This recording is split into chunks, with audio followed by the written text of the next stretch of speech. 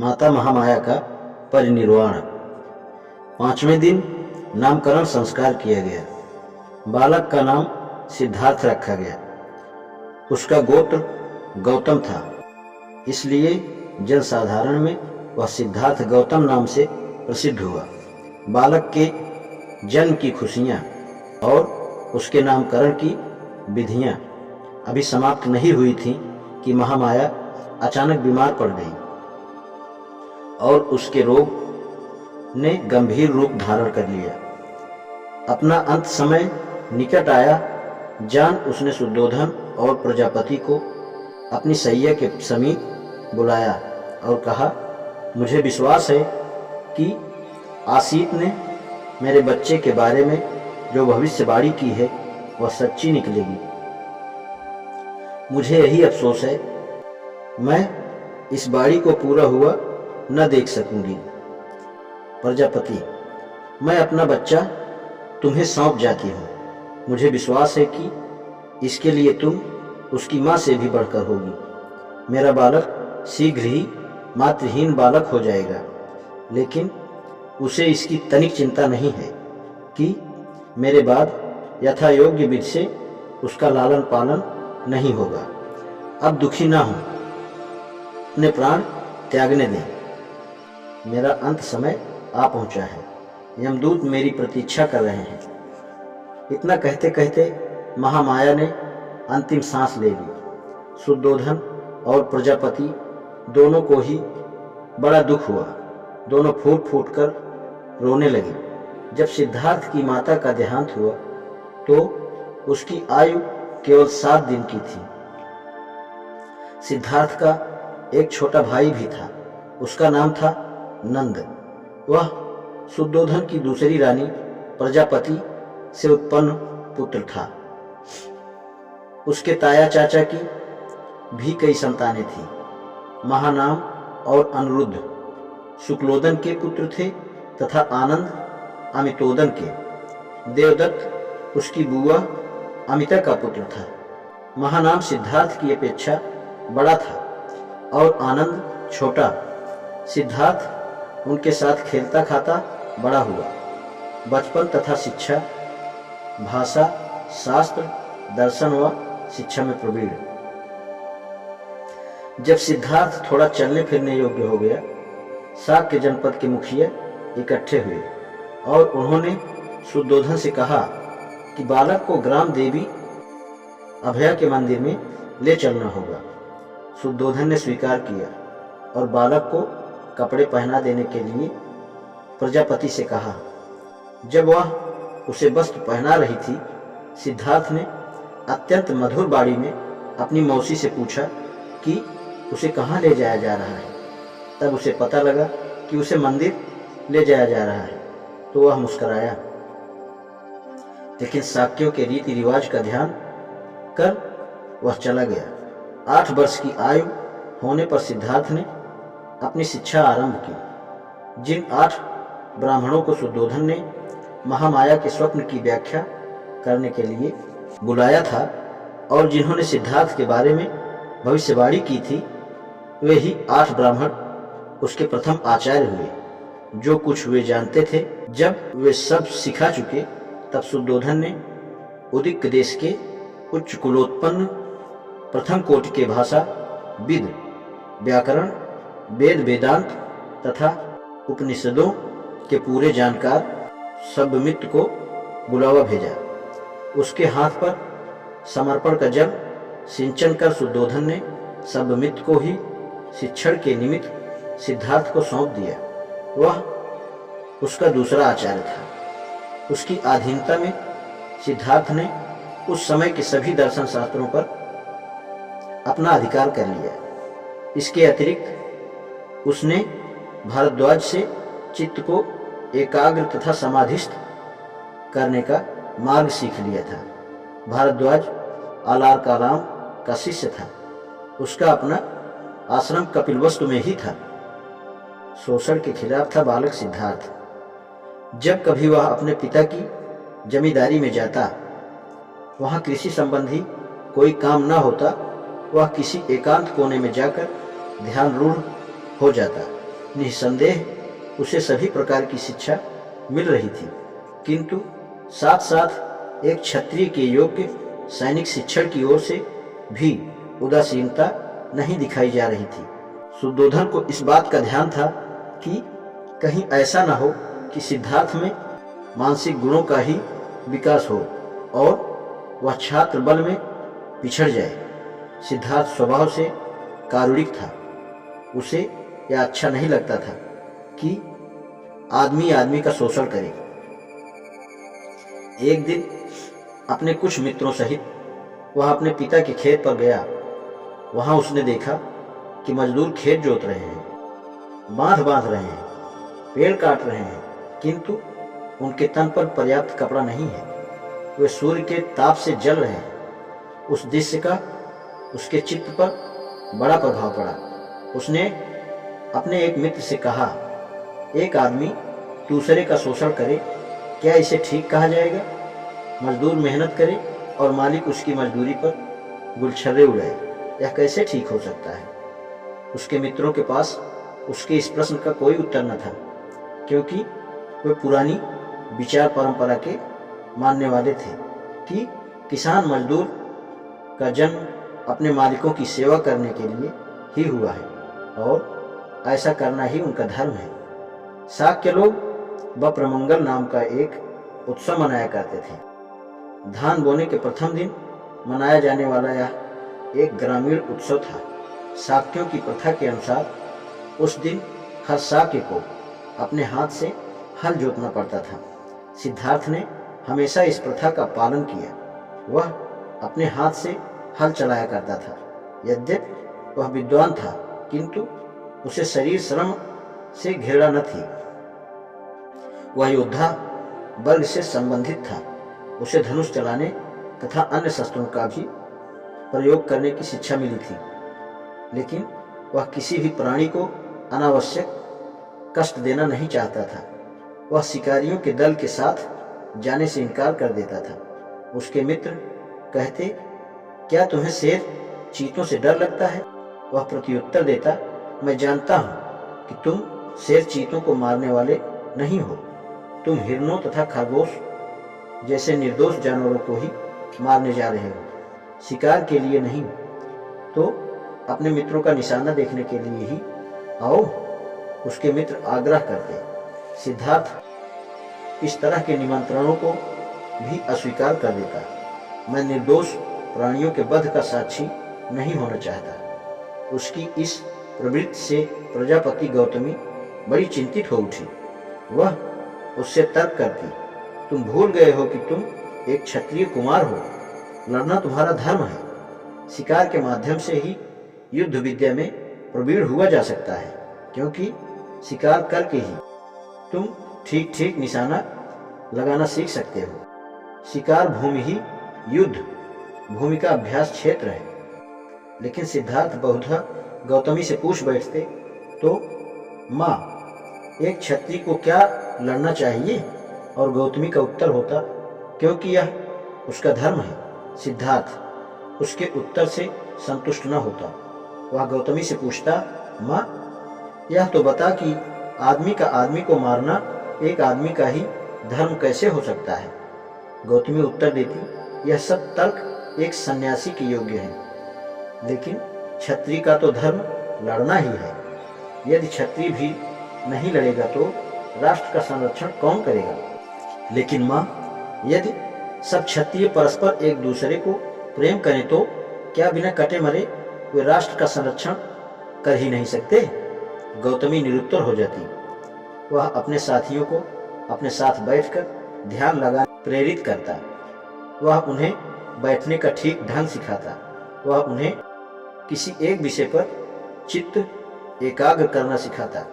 वह उन्हें परामर्श देता कि ऐसी ही भावनाओं की इच्छा करनी चाहिए कि मैं सुखी रहूं, मेरे संबंधी सुखी रहें और सभी प्राणी सुखी रहें। लेकिन उसके मित्र उसकी बातों को महत्व न देते थे।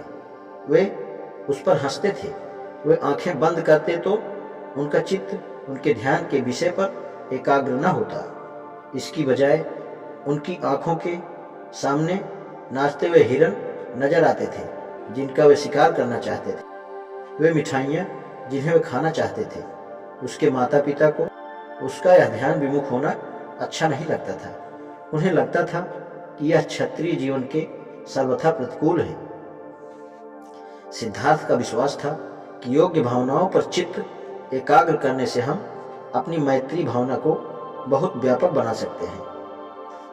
उसका कहना था कि सामान्य रूप से जब भी कभी हम प्राणियों के बारे में कुछ भी विचार करते हैं, हमारे मन में भेद विभेद घर कर जाते हैं। हम मित्रों को शत्रुओं से भिन्न कर लेते हैं। हम अपने पालतू पशुओं को मनुष्यों से भिन्न कर लेते हैं। हम अपने शत्रुओं से घृणा करते हैं और घृणा करते हैं सामान्य जंतुओं से। हमें इस विभाजक रेखा की सीमा के उस पार जाना चाहिए। हम यह कार्य तभी कर सकते हैं जब हम अपने ध्यान में इस व्यवहार जगत की सीमाओं को लांघ सकें। उसका बचपन करुणामय था, उत्कृष्ट कारुणिक भावना से ओतप्रोत था। एक बार वह अपने पिता के खेतों पर गया। विश्राम के समय वह एक वृक्ष के नीचे लेटा हुआ प्राकृतिक शांति और सौंदर्य का आनंद लूट रहा था। उसी समय आकाश से एक पक्षी ठीक उसी के सामने आ गया। पक्षी को तीर लगा था जिसने उसे बिंध दिया था और उसके कारण वह तड़फड़ा रहा था। सिद्धार्थ पक्षी की सहायता के लिए उठ बैठा। उसने उसका तीर निकाला, जख्म पर पट्टी बांधी और पीने के लिए पानी दिया। उसने पक्षी को गोद में लिया और अपनी चादर के भीतर छिपाकर उसे अपनी छाती की गर्मी पहुंचाने लगा। सिद्धार्थ को आश्चर्य था कि इस असहाय पक्षी को किसने बीधा होगा। शीघ्र ही उसका फुफेरा भाई देवदत्त वहां पहुंचा। वह शिकार के सभी आयुधों से सन्नद्ध था। उसने सिद्धार्थ से कहा कि उसने उड़ते हुए पक्षी पर तीर चलाया था। पक्षी घायल हो गया था। कुछ दूर उठकर वह वहीं से आसपास ही गिरा था। उसने सिद्धार्थ से पूछा, क्या तुमने उसे देखा है? सिद्धार्थ ने हाँ कहकर स्वीकार किया और वह पक्षी भी उसे दिखाया, जो अब बहुत कुछ स्वस्थ हो चला था। देवदत्त ने मांग की कि उसका पक्षी उसे दे दिया जाए। सिद्धार्थ ने इनकार किया। दोनों में घोर विवाद हुआ। देवदत्त का कहना था कि शिकार के नियमों के अनुसार जो पक्षी को मारता है वही उसका मालिक होता है, इसलिए वही उसका मालिक है। सिद्धार्थ का कहना था कि यह आधार ही सर्वथा गलत है। जो किसी की रक्षा करता है वही उसका स्वामी हो सकता है। हत्यारा कैसे किसी का स्वामी हो सकता है? दोनों में से एक भी पक्ष झुकने के लिए तैयार न था। मामला न्यायालय तक जा पहुंचा। न्यायालय ने सिद्धार्थ के पक्ष में निर्णय दिया। देवदत्त तभी से सिद्धार्थ का अस्थायी बैरी बन गया, लेकिन सिद्धार्थ की करुणा ऐसी ही अनुपम थी कि वे फुफेरे भाई को प्रसन्न बनाए रखने की बजाय एक निर्दोष पक्षी की जान अधिक श्रेयस्कर समझते थे। सिद्धार्थ गौतम का आरंभिक जीवन के आचरण में ऐसी ही विशेषताएं थी। सिद्धार्थ व यशोधरा का विवाह। दंडपाणि नाम का एक शाक्य था। यशोधरा उसकी पुत्री थी। अपने सौंदर्य और शील के लिए वह प्रसिद्ध थी। यशोधरा अपने 16वें वर्ष में पहुंच गई थी और दंडपाणि को उसके विवाह के बारे में विचार कर रहा था। प्रथा के अनुसार दंडपाणि ने अपने सभी पड़ोसी देशों के तरुणों को अपनी लड़की के स्वयंवर में सम्मिलित होने का निमंत्रण भेजा। सिद्धार्थ गौतम के नाम भी एक निमंत्रण भेजा गया था। सिद्धार्थ गौतम का भी 16वां वर्ष पूरा हो चुका था। उसके माता पिता भी उसकी शादी के लिए वैसे ही इच्छुक थे।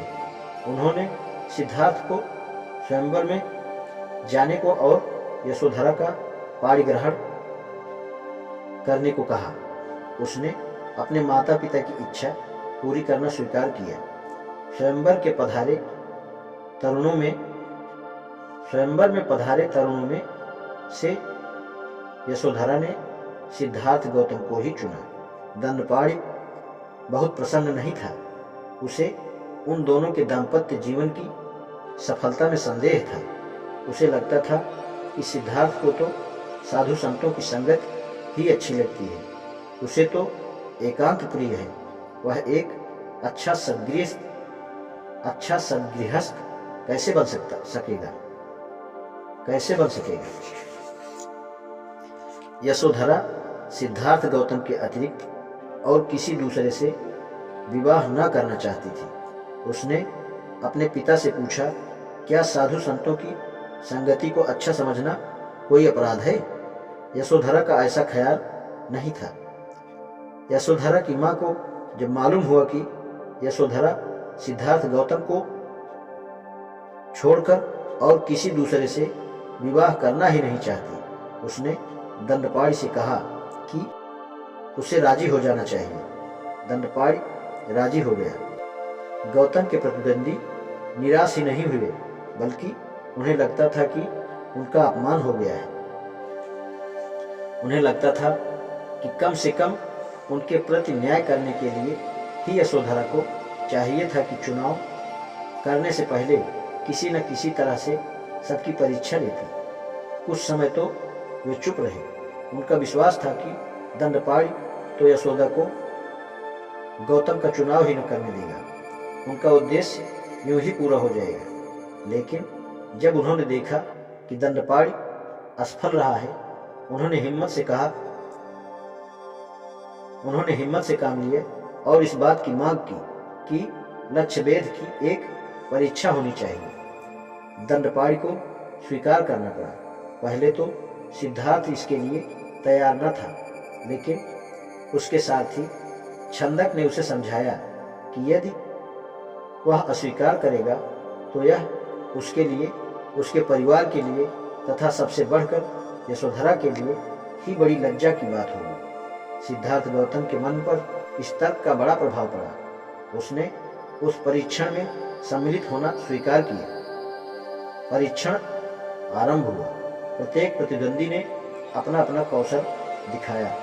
सबके अंत में गौतम की बारी थी, किंतु उसी का लक्ष्यभेद सर्वश्रेष्ठ सिद्ध हुआ।